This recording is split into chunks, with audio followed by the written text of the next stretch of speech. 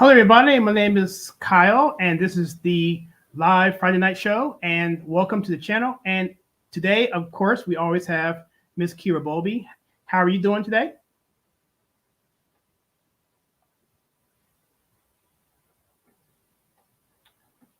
I'm not sure if you can hear me. Can you guys hear me?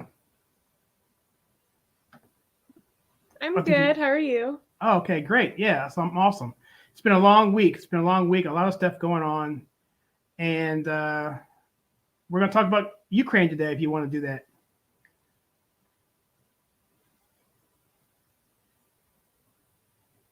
I think your microphone's being muted. Let me see. Yeah. Yeah, okay. You're like frozen. I can't see you at all. You can't see me? I can't see you. I don't know.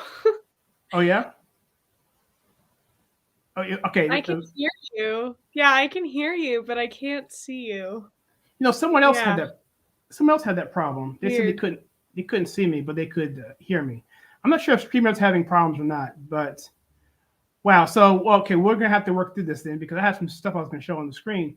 Hopefully, if you guys in the comments here, let me know what you guys see and just let us know, and I can maybe make an arrangement. But since we're live, I can't do much. But yeah, it's strange here. Let me see if I can try this.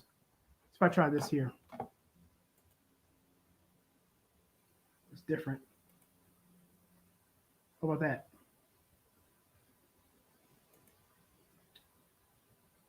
Any that better?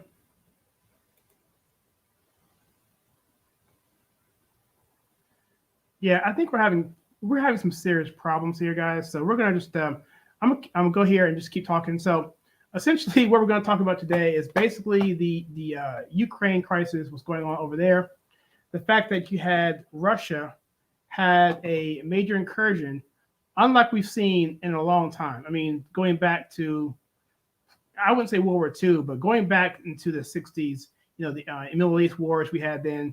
And these kind of conflicts, of course, is something that's can destabilize the world. And see if I can bring Kira back here. I would let her come on. And so the point really is that we've seen a lot of people on social media, on the media, talking about, you know, the people that they are siding with, whether it be Ukraine, the people of Ukraine, Russia, or nothing at all, or something else. And it almost seems like people are trying their best to put forth their own special narrative to fit whatever agenda that they have. And so while I'm still waiting for Kira to come up, I'm going to keep talking here. And so what we had in mind here was I had several slides here and several video clips from Kira's channel, from my channel, and to kind of talk about the various sides, and not to take a position of either side, but to basically highlight what kind of issues we're talking about, whether it be Russia invading Ukraine for the fact that they are a NATO, that they're worried that Ukraine will become a NATO country, that they're worried about the border crisis there. Let's see if we can bring Kira on. Let's see if she's here. I'm going to try and bring her camera's on or not. And then we're going to talk about, let's say, the USA's response. I got our clip from Kira. And that being said, let me just do that right now. Let me just put up a video clip here while we're waiting for her to get on. And this particular clip is actually pretty interesting. This is from a former congressman. His name is Bob. His name is Bob Schaefer. Thank you. And Bob Schaefer is a former congressman out of Colorado. His family came from Ukraine, and we did a couple of videos on him on our news series called The Marty Chronicles. And he had some interesting things to say. I got a couple of clips from him. And again, while we're waiting for Kira to come on, I'm going to go ahead and play this one clip here. It's about a minute long, and it talks about the Ukraine and about their allegiance to Russia and what Russia has said that they're going to invade them for that purpose, because they have said that the eastern portion of Ukraine is a loyalist portion of the country to Russia. And this is how he explains that. Yanukovych was funded by Russia and these pro-Russian oligarchs in Ukraine. I mean, this has been the Russian way. This is how the politicians in Ukraine and Crimea eventually came to the conclusion that they wanted their independence and they wanted to align with Russia. These were not Ukrainians. The Ukrainians were run out of town by Russian-backed politicians that ended up getting elected to be the governor and the mayors of the cities and so on and so forth. And they made life so unbearable for the Ukrainians that they left. And then they held a vote. Oh, who wants to be independent and align with Russia? Well, of course, the non-Ukrainians who are left, ethnic Russians in many cases, they align with Russia. So yes, there clearly are Ukrainian oligarchs, some of the top quote unquote businesses. These are the old communists that after the fall of the Soviet Union, cloaked themselves as the new capitalists, and they were the only ones with money, so they bought up all the railroads and the utilities and the businesses for pennies on the dollar, became the oligarch class of Ukraine, of Eastern Europe as we know it today. And yes, most of them, their fortunes were made based on their alliances and allegiances to Moscow, whereas the rest of these countries see their future as being aligned with the West.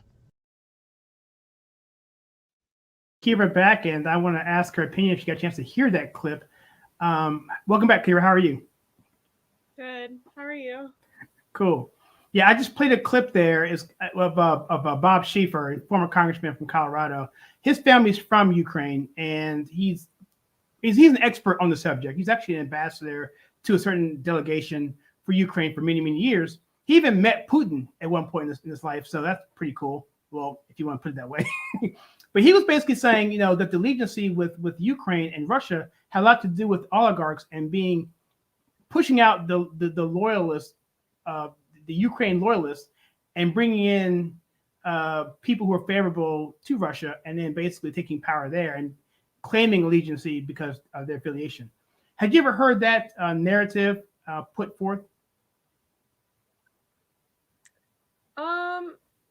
I don't know. I think when you said that he met Putin, I was kind of struck back a little bit. Did he really meet Putin? He said he did his interview. Oh yeah. my God. Oh my God. Wow. Well, I don't know. I think when it comes to Russia, I wouldn't say that Russia is a communist country, right? Because I got into an argument with a neocon today about Russia. And they said they're like, Russia is still the Soviet Union. It's still communist. And I just thought it was very interesting. Russia is actually not a democracy. Russia is, Russia would describe it as authoritarian or like a hybrid regime. So it's either like a managed or fake democracy, where he put in his own, like his allies or political allies into office. So it's not like they're kind of trying to kind of spread Russian nationalism, but at the same time, they don't have elections. I mean, he's been in office for like 20 years, I think. So, yeah. Interesting. Yeah. Let's talk about Russia a little bit, because I mean, obviously, whenever the Democrats push forth, they're pushing one side so much. The I stand with Ukraine. I step back and they're so anti-Russia, but at the same time, you have some conservatives, like you said, some neocons who are coming out and saying, well, let me ask you this question. Were the neocons you're arguing with, were they saying that they were for Russia, what they're trying to do with bringing forth, so-called rescuing the Russian people who are under siege or being killed off by the corrupt Ukraine government, or were they anti-Russia? They were anti-Russia, pro-Ukraine, okay. And they basically made the argument that if you're pro-Ukraine, then you're pro-America, okay, which is kind of cringe. So they said that to me, and then they were arguing about Russia, and they're like, Russia's still a communist country. Russia's not a communist country. Hasn't really been communist since about the late 80s. So anyone who tells you that Russia's still communist, I kind of want to urge them to kind of crack open a history book, because they don't know what they're talking about. They're trying to undergo democratic reforms, but they're not even a democracy. They're a managed or fake democracy. And it actually backslid into totalitarianism. So yeah, it's just kind of a weird argument that I came across. Yeah, and you put forth a really good video.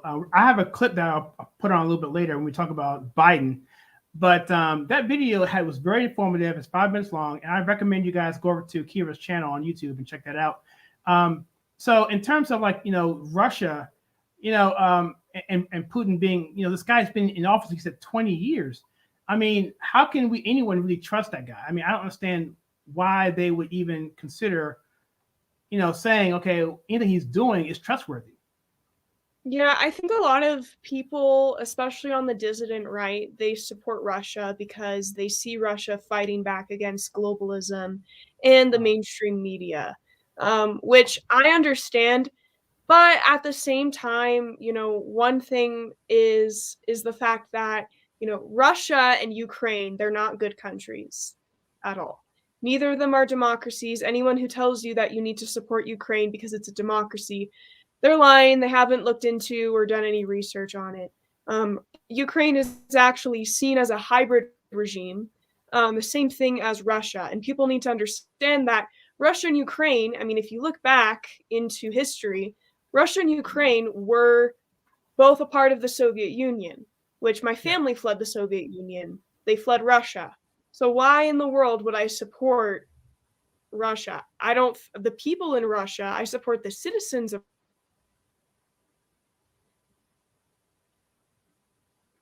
She got cut off there. I think you said she supports the citizens of Russia.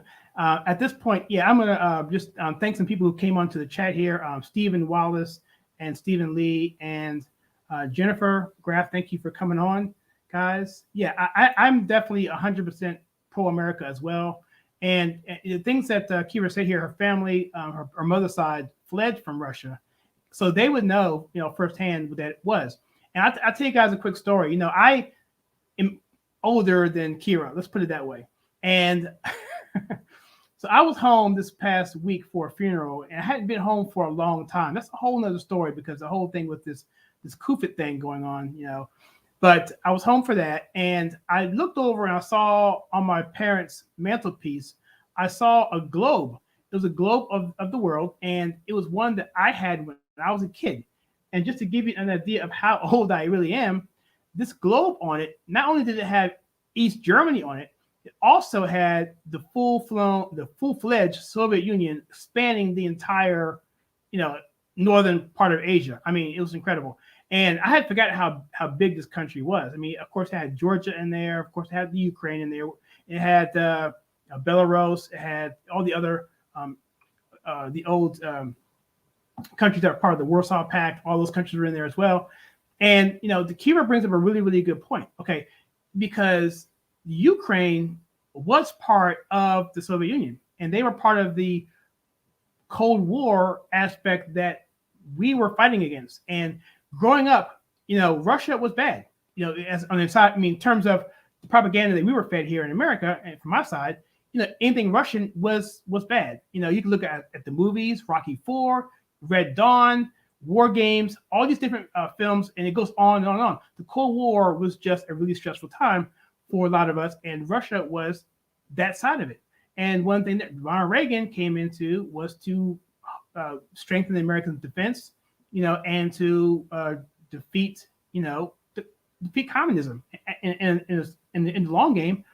And so that was what I found was really, really fascinating, and that people had forgotten that.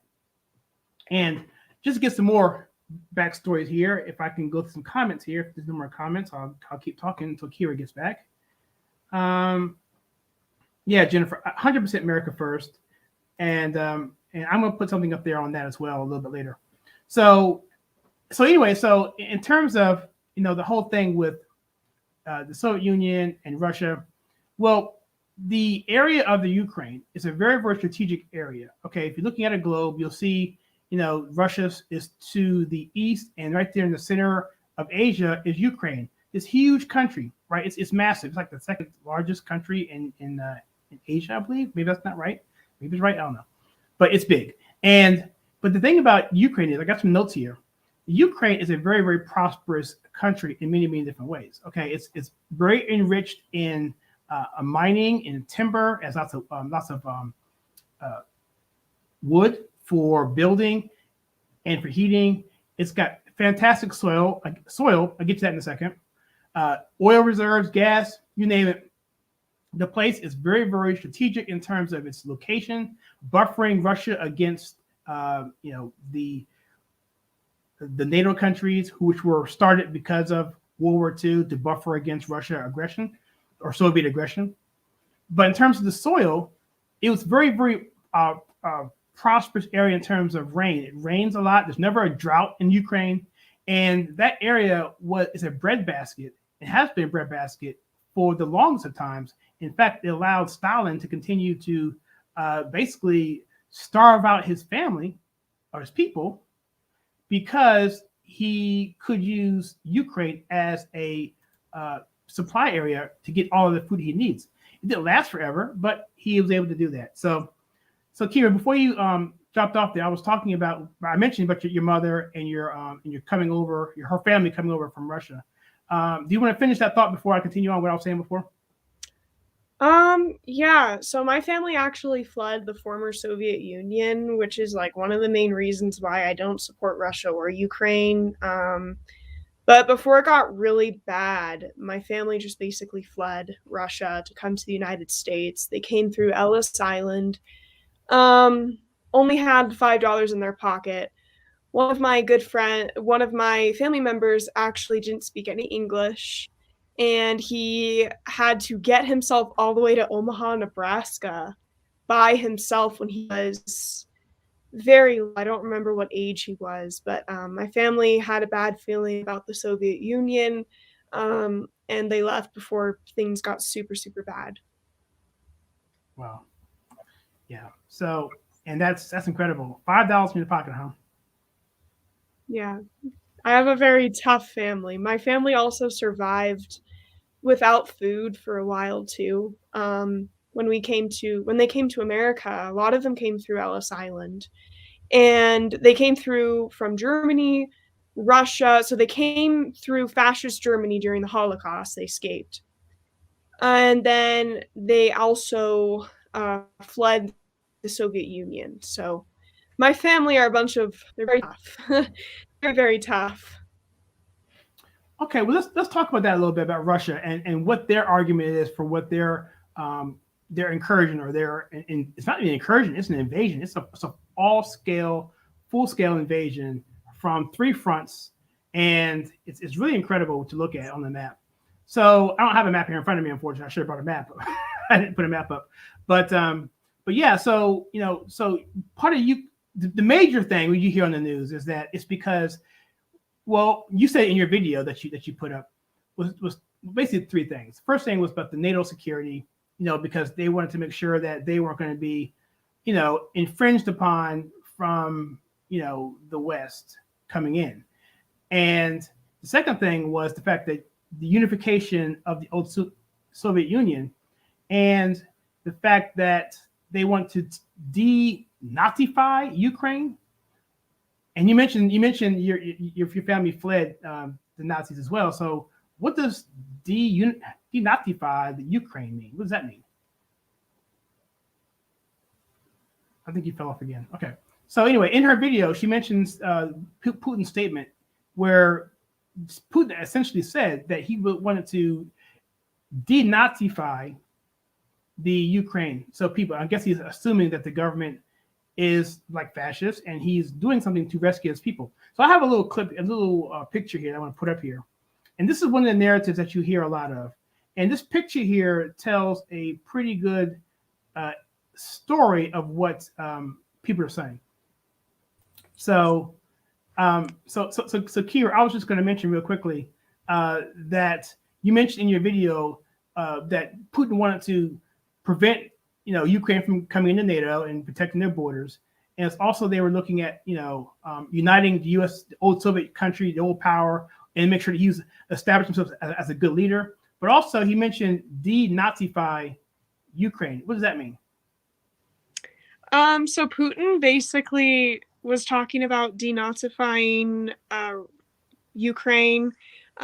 He is not a big fan of Jewish people, and Zelensky is Jewish, so I think that was kind of an attack towards Zelensky and his Jewish identity.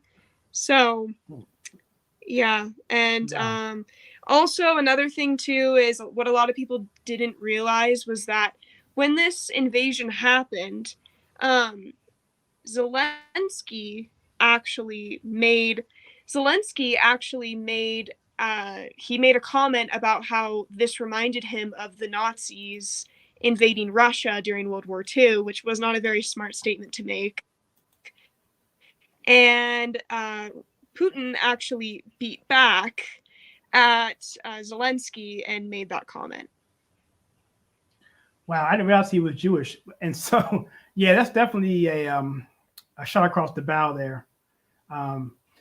If I want to segue a little bit on Zelensky a little bit, I don't know much about him, but Bob Schaefer, the congressman I just mentioned before, said that he was like kind of like a goofball, Zelensky. That he was like some actor, and everything he does like high Hollywood like production, and that he was never really taken seriously, but he was brought in there to stop corruption. But he says now that the people are rallying behind him because that's the kind of people that Ukraine are. They're not quitters. You know, they support their own. So do you sense that at all in what you've been reading in terms of their vibrato for pushing back against what's going on there with Russia coming in? Because they're really surrounded on different areas, and it doesn't look good from a military standpoint. But it seems like Russia isn't making many inroads right now. Yeah, well, Zelensky is actually, so people actually offered to evacuate Zelensky. The United States actually offered to evacuate Zelensky out of Ukraine, and Zelensky denied that, and he decided to actually put on a military uniform and go fight in Ukraine. So he's actually helping his people fight because his borders are surrounded by Russian troops. And he wanted to help his country out as much as possible, and he wanted to show his people to not be afraid, which I think is pretty great. Meanwhile, Biden goes back to Delaware when all of this stuff is happening, and he, very cowardly if you ask me, but he decided to go back to Delaware, and Zelensky, decided to stay, and he actually filmed a video with a bunch of people. He was walking outside, and he filmed a video with a few people there, and he said, we are staying, we are here for you. Don't panic, don't worry, everything will be fine. We just need to stick together, which I thought was pretty cool because I'm neither pro-Russia or Ukraine in this situation. I'm pro-America, but I think it was really brave for Zelensky to do that and to teach his people to not be afraid, because during wartime, that's what you should teach your people. You should teach them to be calm, and you're the president for your people to protect them. And, I think Zelensky's doing a pretty great job at doing that. Yeah, I think he is too. And I'm going to play a clip a little bit here with Bob. He talked about that as well. But yeah, the whole thing with Russia, and just to kind of maybe kind of without a map, it's kind of hard to tell you what's going on. But essentially, you have Belarus is to the north, okay, and which is basically a proxy state for Russia. It's a puppet state. And then to the south, you have Crimea, and that's a peninsula which is connected through directly. They get their energy from central Ukraine. And then you have, of course, Russia to the east. But then you have a situation with Georgia was taken over, which is what this comment right here is talking about. Obama, he tried to put government friendly to the U.S., which is why Russia invaded Crimea in 2014. But before that, they invaded Georgia. And the same thing, the same way that they're doing it, encouraging in the Georgia, slowly going in, getting these footholds and turn those footholds into bases in the staging areas so they can go further west. I mean, according to my notes here, he has ambition. This is from Bob Schaefer. He says that Putin has ambitions of the Arctic Circle, the Middle East, and further east, using staging areas, and that they've even, by estimation, over $500 billion have been stockpiling gold and monetary from different countries to buffer themselves against any kind of sanctions they could have had, which probably should have started probably earlier than whatever. So yeah, I mean, let me ask you this question, and this is totally your opinion, I guess, but because no one really knows. What do you think the end game is for Putin? Do you think he's just trying to show force, or is he actually trying to really do some serious damage, Hitlerish kind of way, by going west? I mean, the reason why the thing that I think Putin wants is he doesn't want Ukraine to join NATO. He also wants NATO to remove its forces and military infrastructure from member states that joined the alliance from the years, I think, 1997, and not to deploy strike weapons near Russia's borders. So that means Central Europe, Eastern Europe, and the Baltics. And also, according to Putin's worldview, one of the most catastrophic things to happen in geopolitics was the fall of the USSR, or the Soviet Union. And he also wants to take over Europe. So he wants to kind of reunite the Soviet Union. And also, Putin wants access to Ukraine's resources. Ukraine has incredible agricultural resources, as well as Putin also declared Russia could not feel safe, develop, and exist because of what he claimed was a constant threat from modern Ukraine. He also claimed that his goal was to have his people be protected from bullying and genocide and aim from Ukraine, which is kind of interesting because he's the one that invaded. And then Russia is also trying to seek the big cities and overthrow Ukraine's democratically elected government. And Ukraine is also not a part of NATO. And so NATO has really no obligation to defend to defend non-NATO allies or non-NATO states. But Ukraine in the past has stated that they would like to join NATO. And so the NATO alliance has made it pretty clear that they have no plans to send combat troops to Ukraine itself. But a few weeks ago, I guess there were troops along Russia's border or something like that from NATO, and that freaked out Putin. I guess that threatened him a little bit. So I think that Putin wants to reunite the Soviet Union, but he also wants access to their resources, and he believes that Ukraine is his. Yeah, I think you explained that very well, and thank you, Right Winger, for that. I appreciate that. Yeah, I mean, there's a lot going on there, and what I find interesting, I almost said circle back. Pasky has totally made my vocabulary change 100%. So, but we'll get back to that. Some of those things, topic you mentioned, because you mentioned a lot of there. But there's one thing that I came up with, or I found out that I didn't realize this. Something called the Belfast Memorandum, or Belfast. I think it's Manifesto, I believe it's called. Anyway, the Belfast Manifesto came out right around the fall of the Soviet Union, and was basically, in a nutshell, was Ukraine, give up all your nuclear weapons and give it to Russia. So basically disarm. And in doing so, they were given some guarantee under Bill Clinton that the United States would not interfere, or they wouldn't interfere with the whole process, and that they wouldn't attack unless they were attacked physically, personally. The problem is when Obama came in, Obama did absolutely nothing when Georgia was invaded, and so they basically gave up the nuclear weapons for nothing. And I think, Russia is a very, very, they play chess. I mean, that's their sport. That's their game. And, they do things methodically. I just don't understand why people would not see what they're doing. And the whole New World Order thing, I get that, but at the same time, the big picture, do we even need them to get rid of the big New World Order? I mean, we can do it ourselves, I think. I think, but at the same time, Ukraine, they're not, they are a very, very corrupt country. Horribly corrupt. Oligarchies all across the board, and starving their own people out, or in so forth. So to appease a Russian government. So I'm not picking a side either. I'm America first as well. But it's just a very complex situation all the way around the board. Yeah, exactly. And something that should be mentioned about Ukraine as well, and Tucker Carlson made a video criticizing Ukraine's flawed form of government. And it did have a lot of people talking. I don't know how truthful that video was, and I didn't want to exactly quote Tucker Carlson in case the stuff that he said wasn't truthful or factual. But I guess, according to the Economist Intelligence Unit, they run studies every year that analyzes the top country, the top democratic country in the world, to the bottom. And I guess that Ukraine fell into a hybrid regime bucket. The Economist Intelligence Unit doesn't even really consider Ukraine a full or even a flawed democracy. Instead, they just fall into the hybrid regime bucket. So they're actually tied with Mexico in 86th place in this study. So they're not even like a democracy, which is what the left and neocons will tell you. Instead, they're actually not even a democracy at all. So let's get into some conjecture here, because you studied this part more than I have.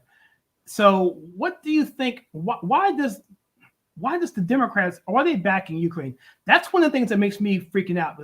I don't want to. I'm saying they're going so overboard with this thing. I'm like, what's the deal? Is it really because Biden's trying to cover up his own personal family history? Is it that simple, or is it more? Well, when it comes to Democrats supporting Ukraine, they support Ukraine because if you look at it, Ukraine actually did an entire diversity study and analyzing into their military. So they actually did like a kind of critical race theory sort of thing with their military, where they wanted to be more diverse. There's actually a picture that you can find on the internet of the top generals standing behind some members of their military in their uniforms, and they're holding a gay pride flag. So Democrats might think that, Ukraine is defenseless, Ukraine can't defend itself, Ukraine is a democracy, America's a democracy, so we must support Ukraine, according to them. The same thing is actually being stated from these neocons, these normicons as well. They believe that Russia is basically still a communist country, that Putin is a dictator, which I don't exactly, I'm not going to say anything about Putin because I don't support either Russia or Ukraine because neither Russia or Ukraine, in my opinion, are genuinely democracies, and they're both incredibly corrupt. And so me picking a side is not going to help anything. It's not going to solve the conflict. But I do think that Democrats like Ukraine because they are being brainwashed by the media to support Ukraine. Ukraine has actually been releasing the thing about Ukraine as well is there have been a lot of propaganda pieces that have been recently released where there's like an old woman wearing a bandage. That was fake. There was actually a video recently filmed of Ukrainian citizens running away from explosions in the cities. And then there was another video that I saw where they were rehearsing for that video and telling people to run away to cause fear in world citizens and to create fear in world citizens as well. So this is something that a lot of people are being lied to about, and people feel the need to pick a side and side with Ukraine because they believe that it is defenseless, when in all actuality, Ukraine is they can defend themselves. They have a military, and also it's not the obligation of NATO to defend their non-NATO allies. Just because Ukraine may want to join NATO, that does not mean that they have an obligation to send troops in there and defend them. And the main reason why this invasion even started was because you could say that Putin felt threatened by NATO. Right. Yeah. So let me say some comments here. We've got some contributions here. 0918 gave $10, and Stephen Wallace says, I think it's a distraction. I'll put it up here. What you guys can do is if there's a comment up there that I can't get to, I can star the comment. And I'll come back to it, and we'll get to it when we can. I will get to them all at some point once we have a break here. This is a really dense topic, and everything you mentioned there is like, wow. And you're right. And I'm gonna play a clip here. This is a clip from Bob Schaefer again, and this particular one, he talks about the people of Ukraine and what they're like in terms of fighting back. Let's see if I get this right clip here. Is this the right one? Yeah, let's try this one. Your grandparents tell stories to the grandkids sitting on their knees. It is a story about being outnumbered, overwhelmed, invaded, and surviving. So that is the psyche and the ethos of the Ukrainian people. You're going to see women and grandmothers taking up pitchforks and baseball bats and whatever they can get their hands on, they will go up against armed Russian warriors and trained killers, and they'll sacrifice themselves. They will die by the thousands, if not millions, in order to preserve their homeland, because for them there is no surrender.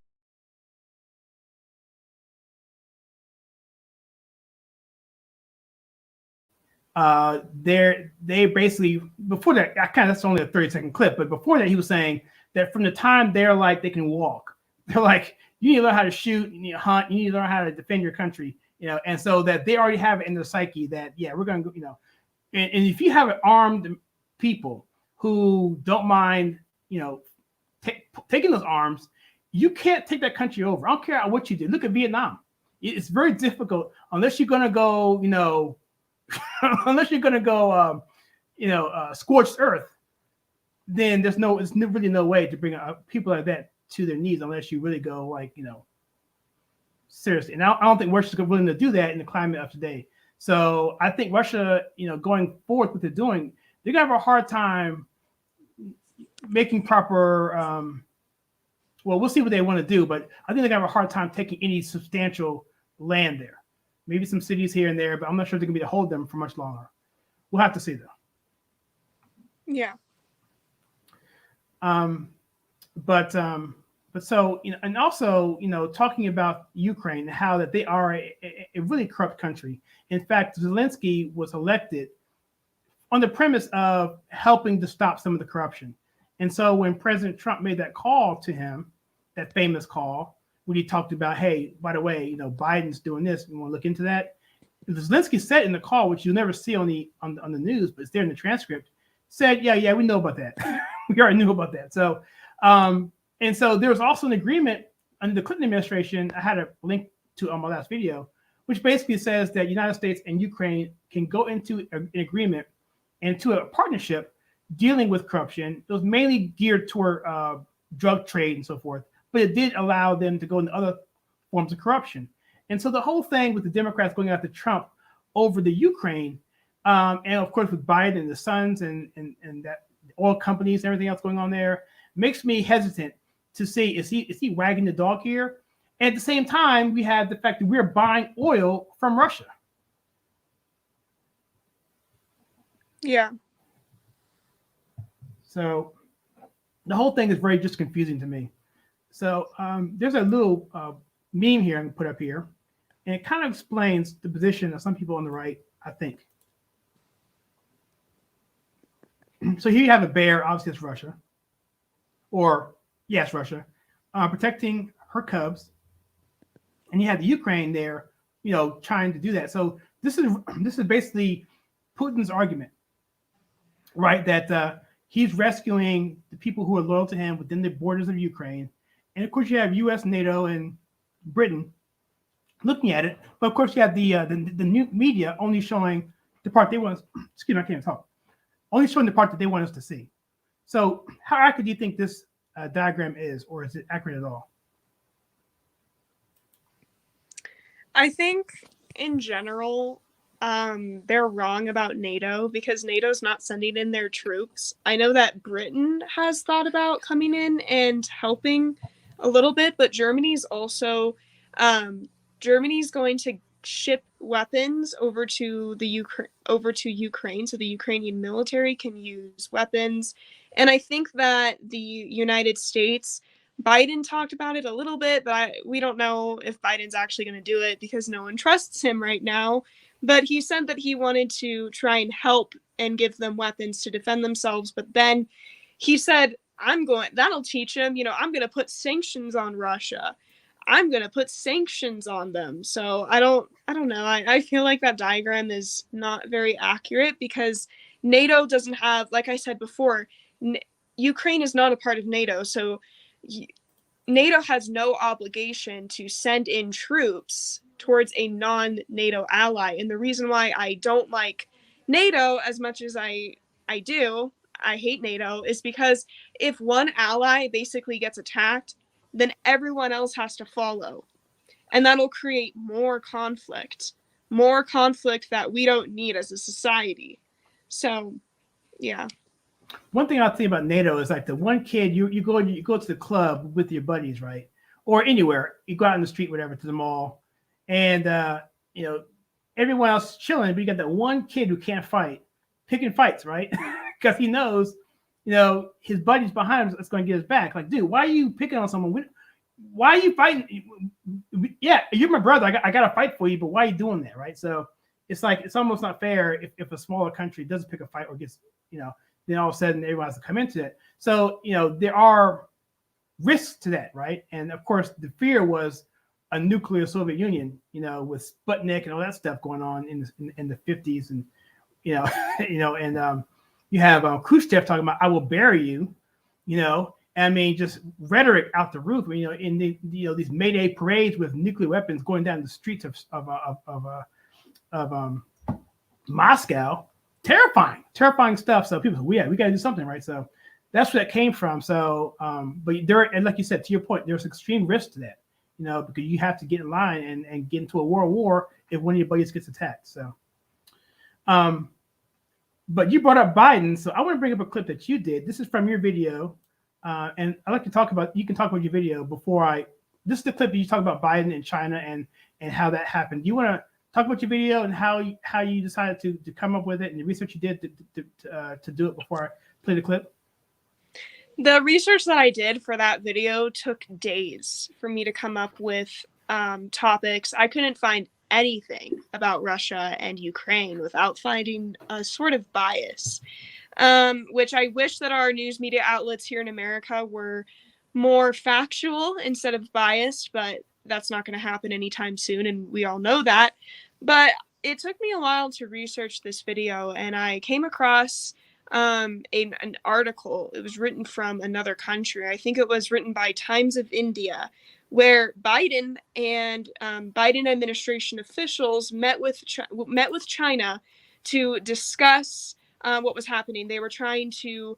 They know that China and Russia are very closely allied, so Biden administration officials were trying to talk to Chinese officials and get them to tell Putin not to invade. They were trying to get him to convince him not to invade. So they kept telling the U.S. intelligence officials, the U.S. Biden administration officials, okay, we're not going to let this happen. Don't worry.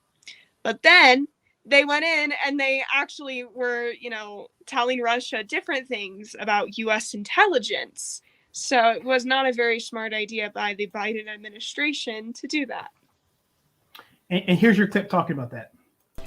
We also see throughout history that a strong America means a strong world, and a weak America means that there will be a weak world.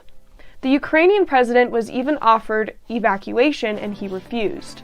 Meanwhile, Biden is in Delaware, which is pretty cowardly if you ask me. And for over 3 months, the Biden administration officials have met with China, and the topic of these meetings is predictably about the invasion of Ukraine before the invasion happened. The Biden administration officials brought us into intelligence info regarding the Russian buildup on the border in hopes of persuading the Chinese to urge Putin not to invade. Each time, Chinese officials rebuffed the evidence and intelligence provided by American Russian officials, stating that did not believe that Russia was planning to invade. After a diplomatic exchange in December, China decided they wouldn't impede Russia's plans and actions. China shared U.S. intelligence info with Russia and reassured them of their position. It sounds to me like Biden got played right there. I mean, it looks like they just treat him like a one-legged stepchild. I mean, totally to give the administration just total disregard, and then to share intelligence with their historical enemy is just mind-boggling to me. Yeah, and also people need to understand. We can say whatever we want about China, but Chinese officials, especially foreign policy officials who are specialized in foreign policy in China, are incredibly intelligent, and they use U.S. intelligence to their expense. And anyone who studies China or studies their policies knows how loyal they are to their allies.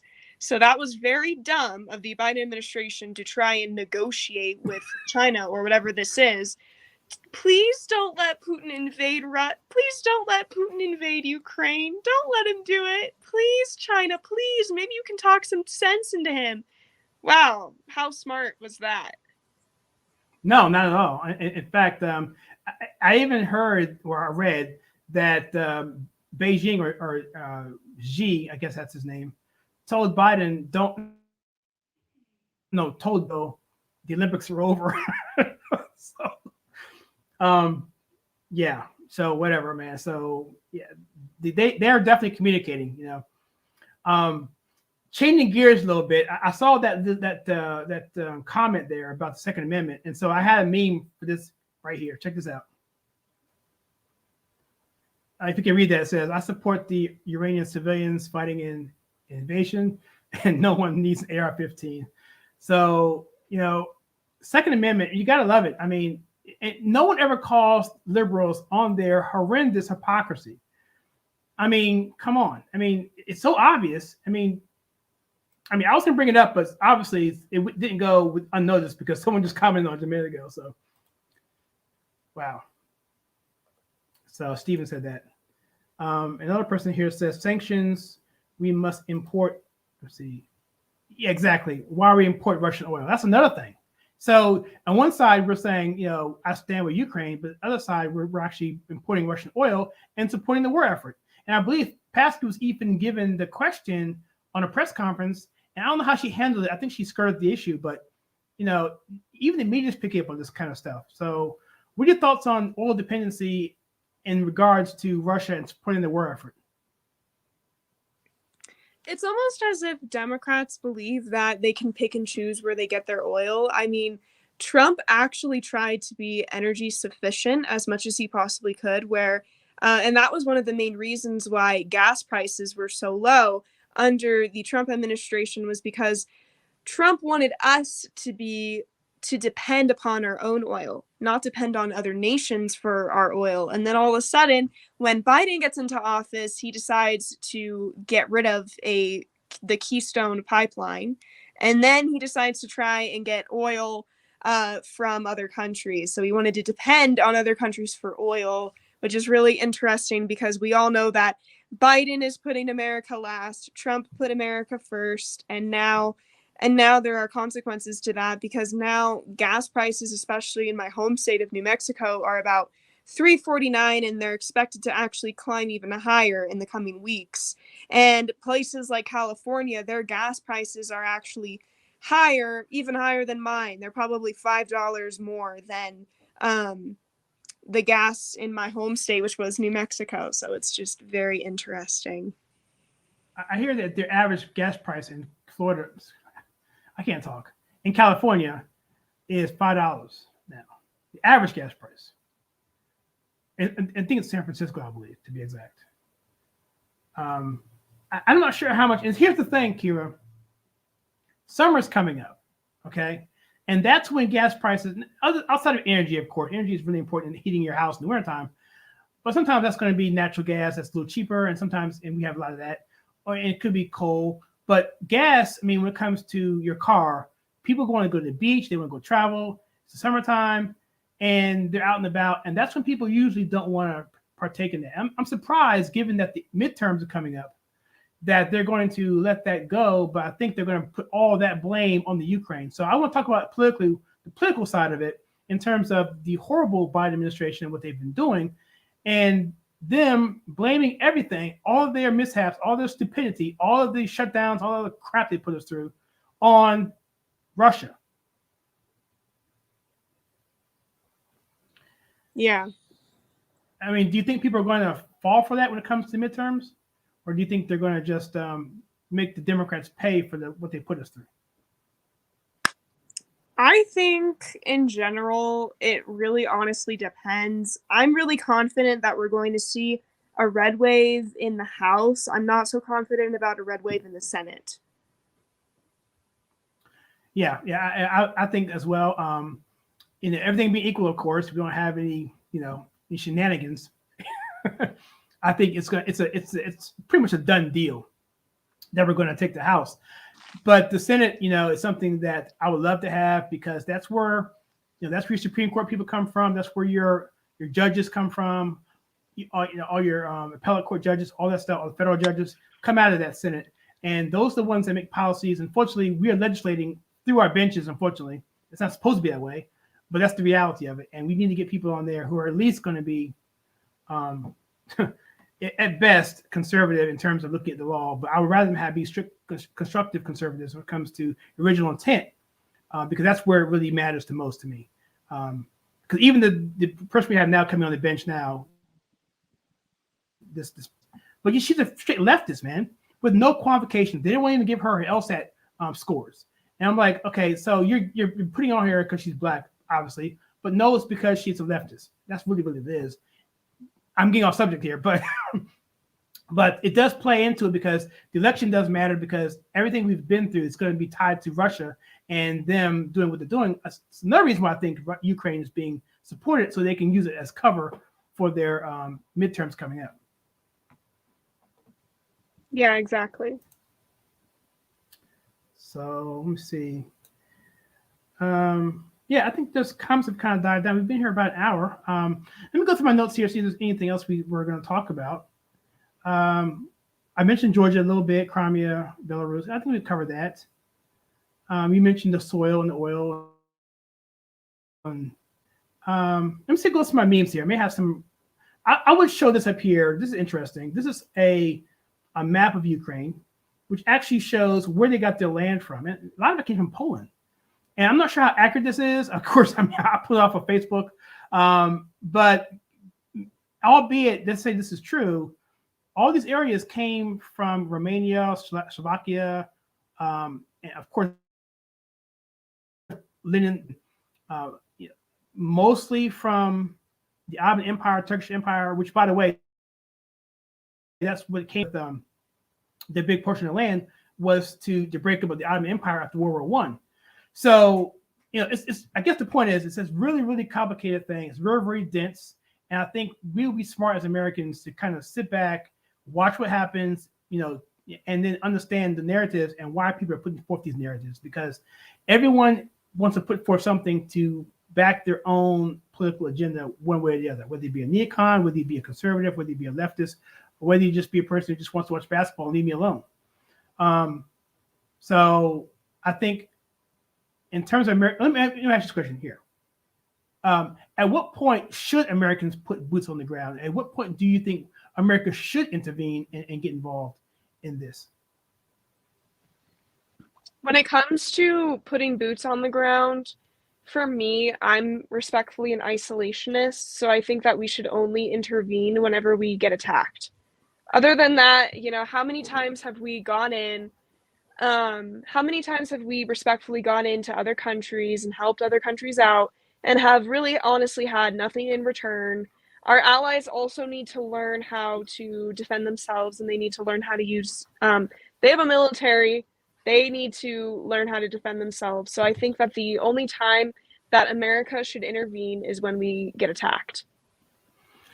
Yeah, in this situation here, I mean, particularly, I think I can't agree more there.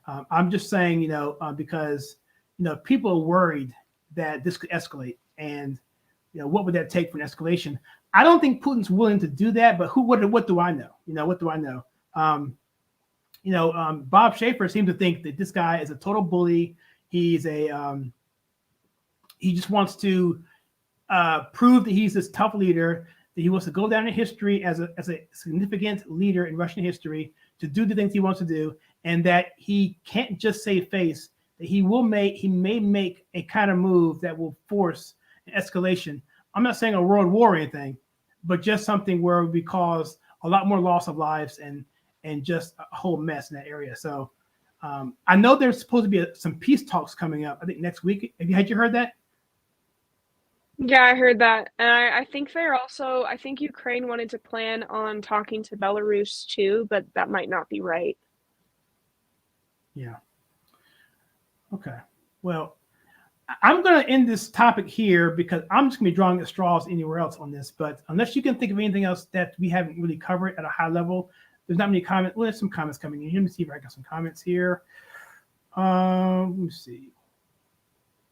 Oh, let me say something. Mark Jackson, he's not on the call tonight, but in Facebook, he said this. It's interesting. He said that the air power is totally legitimate. You can do that without any kind of problems. So that we should. He suggested that we should supply air support. That would be intervening, obviously. What are your thoughts on air support? He said that's a legal thing in terms of NATO rules of engagement. It might be legal, but Russia could see that our airspace, along when it comes to our airspace, they could see that we have troops out, our Air Force, etc. They could see that, and that might not be the best idea. So I think the best thing for Americans to do is we can try and give aid to Ukraine, but I don't think we should be putting boots on the ground. Yeah, I think it's just too risky. I know I was alive, unfortunately, but I didn't know anything about it. I was a baby. But when Nixon went into that secret conversion, I think he was you guys, it was Cambodia. Cambodia, was it? No, he went to an area they weren't supposed to go into, and it was a secret mission. He went in there, and when the media found out about it, they were livid because he overstepped the areas there. But it just causes problems. And one thing I mentioned too is that whenever you get two superpowered countries like Russia and United States together, especially nuclear, in close proximity, things can pop off pretty quickly if something goes wrong. You know, when the Cuban Missile Crisis happened, when one of our planes got shut down. I think it was if I say it wrong, the spy plane. That almost caused us to go to war there. You know, when Saddam Hussein was attacking Israel and launching Scud missiles into Tel Aviv, Israel almost got involved, right? And then that could have broke down the entire alliance between Saudi Arabia and Kuwait and those guys, who were trying to form this alliance together. That could have broken it up. So anytime you have a country or two countries that are so close together, it can be really dangerous at a horrible level. So I'm 100% agree with you, Kira. We need to stay out of that as much as possible. So I got here a comment here that $4 gallons. Stephen, where are you located? What state, if you don't mind mentioning? Oh, New Jersey. Okay. New Jersey. Yeah, the People's Republic of New Jersey. Oh man, Kira, I was in Maryland. I mentioned this to you in our chat in Red Liberty Media, which, by the way, follow Red Liberty Media and Kira, what she's doing there on her channel as well. We're chatting. I mentioned about I went to Maryland for a funeral. I tell you, I hadn't been there in 2.5 years almost, and it was horrifying. I mean, just the level of is bad. I gassed up before I went. I gassed up in Virginia because I knew if I went to Maryland, it'd be like ridiculous. Yeah, they are. What else we have here? Call Ukrainians, call the Taliban. Yeah. So, all right, guys. I think we're gonna.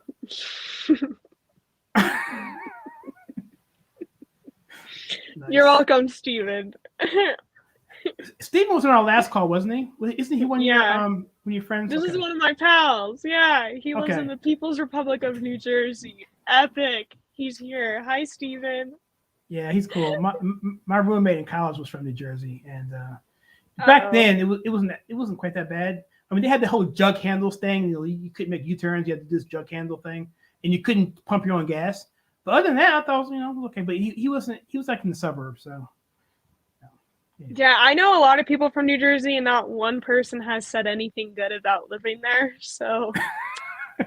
I know Trenton is horrible, or I think Trentons are bad because it's like this urban area that's overly woke. Gosh, man, I want to go there for the historical portion of the fact that George Washington made his historic, boat trip there. But I don't want to have to go if I have to deal with anything crazy. So, okay, well, cool. So I want to just go through some of these comments and thank everyone for coming on the chat today. We had Stephen, of course. We had, let me see, Jennifer Graff came on early. Jenny, yay. I'm sorry, you know her too? Yeah. All my friends were in here. Oh, sweet. And this person here, the Meadowlark Minute with Paul Meadowlark, I guess. Becca Ellie, I know her from Facebook. And yeah, and plus the contributions as well. Thank everyone for that. Yeah, this has been a great little discussion. I don't feel like I was totally prepared, but I don't know how you really could be utterly prepared here, because even experts don't know what they're talking about, because it's such a dense subject, you know. Yeah, it is. But I did want to at least call out some of the both sides and why they're coming from, and talk about that, because I think people are getting on fights on Facebook for, to me, no reason whatsoever. So with that, Kira. Exactly. So with that, Kira, I'll give you the last word. You can tell people how they can get a hold of you, how they can support you, and all that good stuff. Yeah, so you guys can follow me on Instagram. My Instagram is at RealKiraBulby, RealKyrabowlby. My Instagram is at RealKiraBulby. You can like my Facebook page. My Facebook page is Kira Marion Carol Bulby. You can subscribe to my YouTube channel. My YouTube channel is Kira Bulby. You can also follow me on Parlor and Gab. Both my Parlor and my Gab are at Kira Bulby. And you can also join my Telegram. My Telegram is t.me/Kira Marion Carol Bulby. I post a lot of fun content there. Go on some rants. It's really fun. It's nice. It's free. You should join my Telegram channel. And yeah, I'm mostly active on Facebook, Telegram, and Gab. But if you follow me on Instagram, you know, you might get to be in a new video coming up here. So follow me on Instagram. My Instagram is Real Kira Bulby, and make sure you subscribe to my YouTube channel. My YouTube channel is Kira Bulby. So that is where you can find me. You go live on Instagram quite a bit, right? A lot, yeah. We have very interesting discussions on Instagram, so you don't want to miss those. We had a conversation about Russia and Ukraine recently, where I brought on people who were pro-Russia, and then I brought on people who were pro-Ukraine. It was fun. We had a great time. We talked a lot, and you guys should totally follow me on Instagram so you don't miss out. Yeah, Kira's got it going on, and she's also on Red Liberty Media as well. She's a contributor there, and she does fabulous content there as well. And so, yeah, so if you can send me that information, Kira, because I don't have your stuff updated. I have only like just your Facebook and feelings. So I like to update my little things. I can display it so people can see it. And how long have you been on Gab? Because I'm on Gab, but I don't use it because I can't automate it as easily. But have you been on there a while, or have you? I recently got on it because I don't like Getter very much. Getter has some suspicious ties with Russia, and I don't like that. So my parents wanted me to get off Getter, and I wanted to get off Getter too because it was making me uncomfortable. So I joined Gab. A lot of my friends use Gab too, so I love Gab. I love Gab too. I'm part of the newsletter there, and the president. He's off the chain. I mean, in a good way. And so the reason why I don't use Gab is not because it's not a bad platform. I just can't. There's no APIs because they've been blocked out by big tech, so they can't communicate automatically. So because I like to use software that allows me to update immediately, but if I have to do stuff manually to support them, I'll just go ahead and do it because they do wonderful stuff over there. So if you're on there, I'll join and we can maybe communicate that way as well because they have a lot of cool stuff on Gab. And what they're doing in terms of payment system, they're building a whole infrastructure on Gab of like this whole third-party payment system, which is removed from MasterCard and Visa and all that. And so that we should definitely support Gab because they're really trying to build something for people like us. So yeah. So anywho, okay. So thank you, Kira. I really enjoy these conversations, and we'll do this again soon. Yeah, definitely. Okay.